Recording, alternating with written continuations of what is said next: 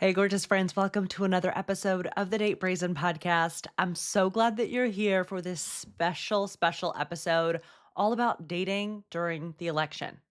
It's going to be quick and dirty. I want you to have your notes app out, taking notes, because the why behind this episode is that in this heightened time that is so important for the United States, it's important for you in your love life to have a boundaried, agency-filled plan to attract people that are aligned with your values. It's important for you to know what boundaries you need to set and when, how to vet people more easily when it comes to values, especially political values. So I'm going to give you a how-to guide in this episode. It's going to be super fun, question mark? I think yes. Personally, as you know, I'm a feminist dating coach. I'm an intersectional feminist dating coach, striving to be intersectional every single day. Personally, I hope that Kamala Harris is our next president. I hope that the November election brings about a state of the United States that is safer and more equitable for LGBTQ folks, for women, for anybody with a marginalized identity. And I'm excited to vote for her. So I know that for myself, when I was dating, I wanted to find a progressive partner. I come from the Deep South. I remember what it was like to be in Birmingham, Alabama, and to be one of the only people at my school, my public school, that believed the way I did. I remember boys in my high school classes and my AP English classes saying things that, looking back, were just so disturbing about women's rights, LGBTQ plus rights. Like, I remember what it was like to be a little blue dot in a big red space. And if that's you, I see you. This episode is going to support you. And if that's not you, if you're in a place where you agree with most everybody around you, I live in New York City now. I tend to agree generally with the more progressive value system here in the city. Nothing's perfect, but I just want to say, like, this is for you, whether you are a blue dot in a red state or whether you are in a sea of blue. Not to, reduce a progressive value system to a blue situation. That's a podcast for a different time with somebody who is a political analyst who can break that down more effectively.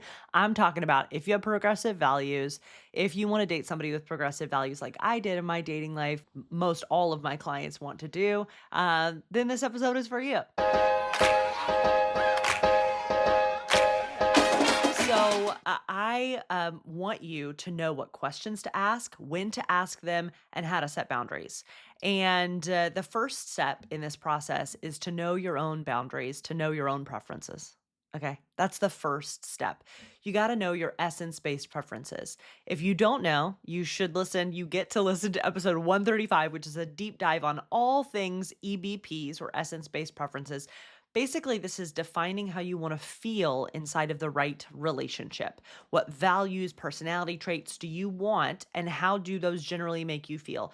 Because you probably want somebody kind, funny, smart. Well, those words, if you asked yourself a bunch of why that, what does this mean to me? Why does this matter to me? You would get to your own unique definition of each of those words, values, personality traits, and you'd then have your love life vocabulary. When you do this, I think that political values have to be included in your essence-based preferences list.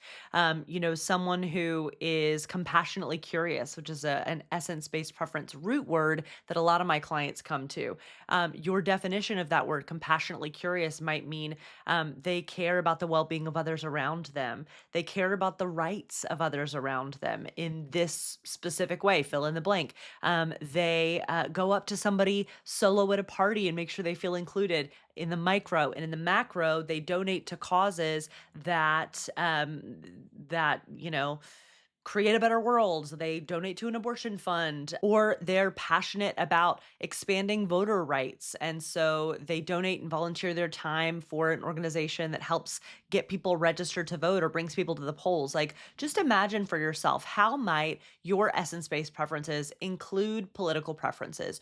Own that for yourself. If you want to find somebody who is pro-choice, actively working to be anti-racist, trans inclusive, etc., then you get to put that in your essence-based preferences, and then you get to ask qualifying, disqualifying questions that gauge whether or not that person has those values. So this goes into how you want to feel with your future partner. You probably want to feel belonging. You probably want to feel inspired. You probably want to feel like you admire them and their values. You want to feel like they care deeply about those around them. Like if you want to create a partnership and a life with that person, then it's important to dream about how political values might fit into that.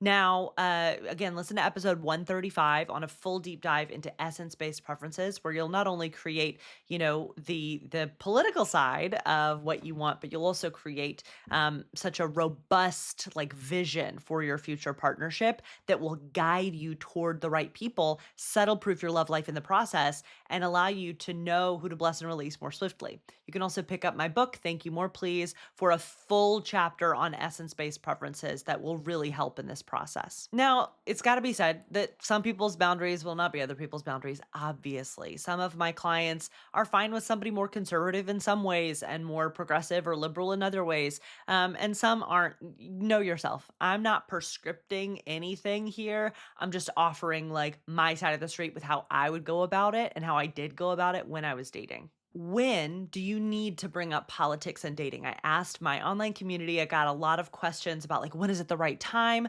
I just want to blanket this with something that I say all the time, which is that you cannot say the wrong thing to the right person, period.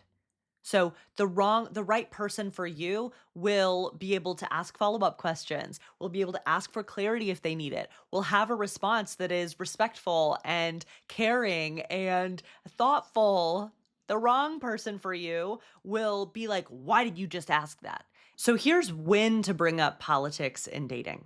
I think you need to do it sooner rather than later. Not in just in a way that is like curious, because you need to gather that information to know whether or not somebody is right for you. Very similarly to the question, what are you hoping to find in your dating life? If you're looking for somebody who's looking for partnership, then you don't want to go on a bunch of dates with somebody who's just looking for a casual hookup.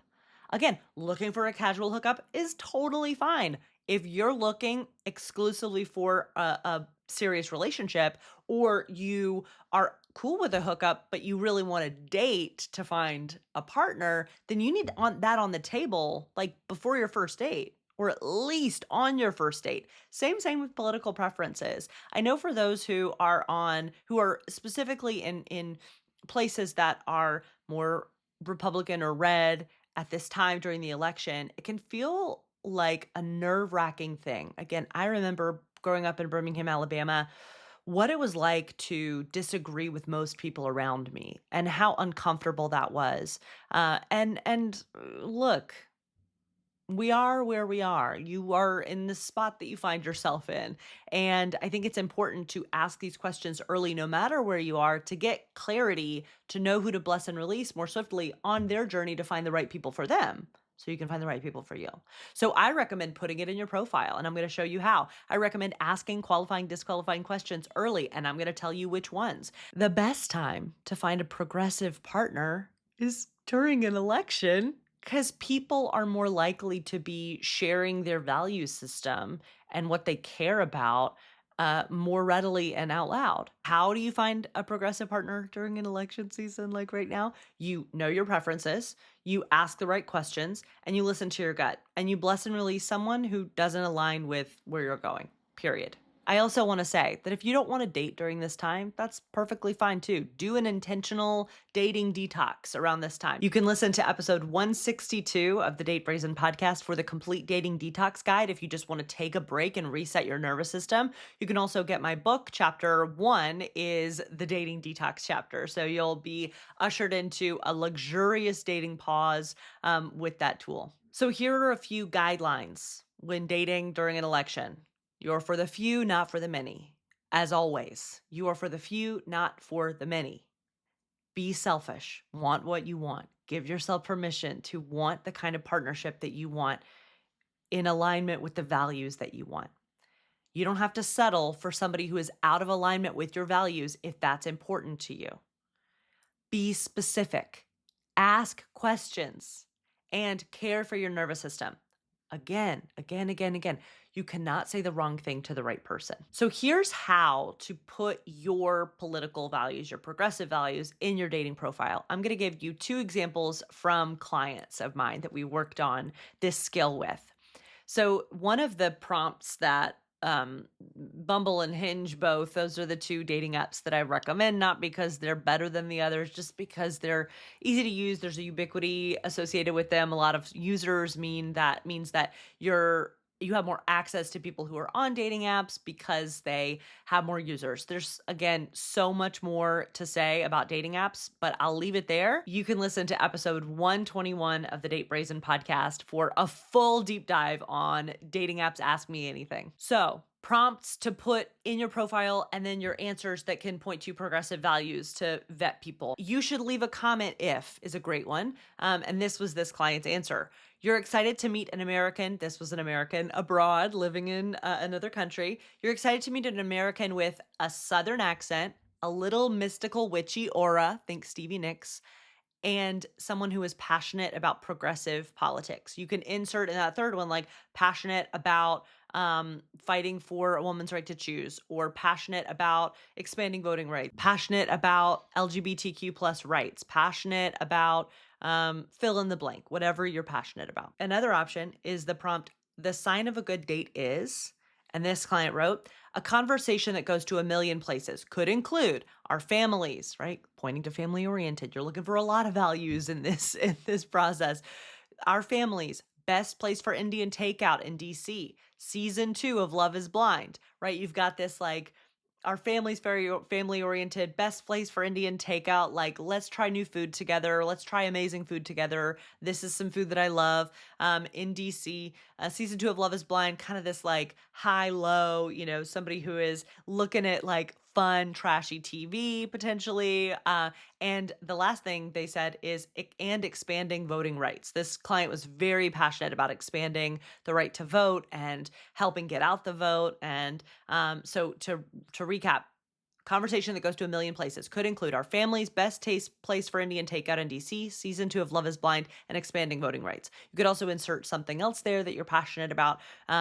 And that's just two examples of how to seamlessly integrate your value system into your profile, both for family orientedness and progressive political values. They all can be in a beautiful both and in your profile. Another question that I got when talking to my community about this topic is, how should you ask non-hostile probing questions about someone's political affiliation when they don't list it on their profile? So once you know your essence-based preferences, when it comes to politics, you need to figure out the right qualifying, disqualifying question to ask early. As you know, if you've listened to this podcast for any amount of time, I love the question, what's bringing you joy lately? And you can ask that as an opener. It really eliminates surface level conversation and allows you to go deeper, quicker. And when they ask you back, because they've got to ask you the question back, or when they ask you a question back, you can talk about what's bringing you joy, is, watching the newest season of Love is Blind, to use that, carry that through. And also voting for Kamala is bringing you joy, or volunteering for the campaign, knocking on doors, or the Tim Walz truck ads are bringing you a lot of joy. They're so joyful. And I love, seeing him be America's dad right now. Whatever it is that you are, what is bringing you joy, you can say and throw in something about the election that is bringing you joy. Now, if nothing about this election is bringing you joy, if it's filling you with dread and there's a lot of big feelings, then that's good information to care for yourself. And you don't have to say anything related to the election as it comes to bringing you joy, but that's just an option. Other options for, maybe a few questions down the road are, what leaders are you inspired by lately? You ask them, you get good information about them. They ask you, you share good information about yourself, and you allow them to show you who they are in their response to you. Right?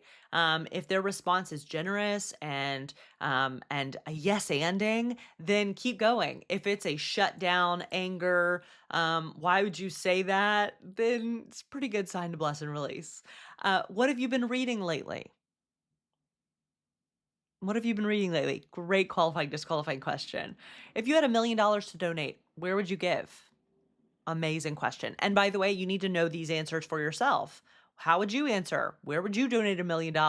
What have you been reading lately? If you haven't been reading anything lately, or you've been watching TikToks that have been educating you on a certain topic or whatever, like you could say that, whatever. Like just engage these questions in a way that is aligned for you and pick the ones that feel best for you. Another great question is what could you talk about for hours? They could answer any of these questions with something surface level, and you're like, oh, I haven't gotten to know their answer to this. Like, are they progressive? Are they not? Are they whatever? So you just answer authentically for you and see how they respond. And if you don't have clarity, and you're feeling like, oh, we could go on a date, but you still don't have clarity on the like, where are you on the political spectrum? You could even ask, like, where do you land on the political spectrum? Period. That's fine to ask. Another question, is it appropriate to bring up politics on the first date? I would say appropriate is a trap. And if you're looking for someone who aligns with your values unabashedly, then it is a good idea to ask about this before a first date. And if you are stuck on it's impolite to ask about politics on a first date, I grew up like that. Don't talk about it. It's impolite. It's whatever. This is where you get selfish.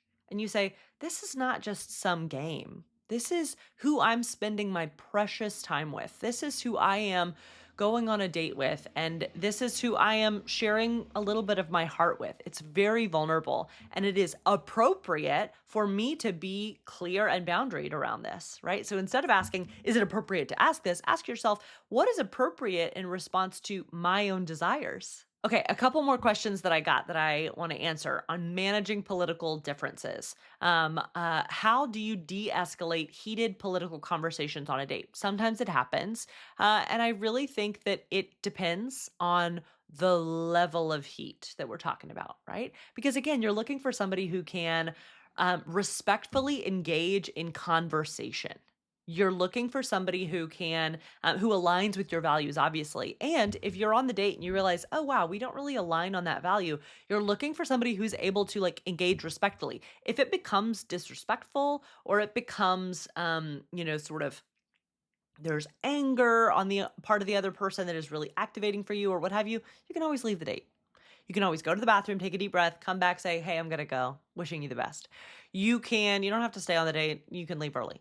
You also, if you're looking for somebody who like, if you find out that they're not in alignment for political reasons or whatever reason, maybe you find out on a date that they don't want kids and you really want kids or vice versa, then, look for somebody who can navigate difference respectfully. And then if they're not in alignment, then after the date, you bless and release. Simple, simple. How can you set boundaries with someone who thinks you're too picky about certain political issues? Okay. The political is personal, period. Okay. So you can just say, this is what I believe. This is my truth. Period. You're looking for somebody who can be like, that makes sense. Or, maybe I disagree about that that part of it, but I totally get that you get to have that. You get to have that opinion. And I see why that would matter to you. I see why that would be important to you. For me, I didn't want to date somebody who I had to convince of the importance of a woman's right to choose what's right for her own body. I didn't want to have to date somebody who I had to convince that LGBTQ plus folks deserved to have the same fucking rights as other people. I didn't want to have to convince. No. So if somebody thinks you're being too picky about certain political issues, you can just bless and release. Or if it's a family member or a friend, you can just say, this is my belief.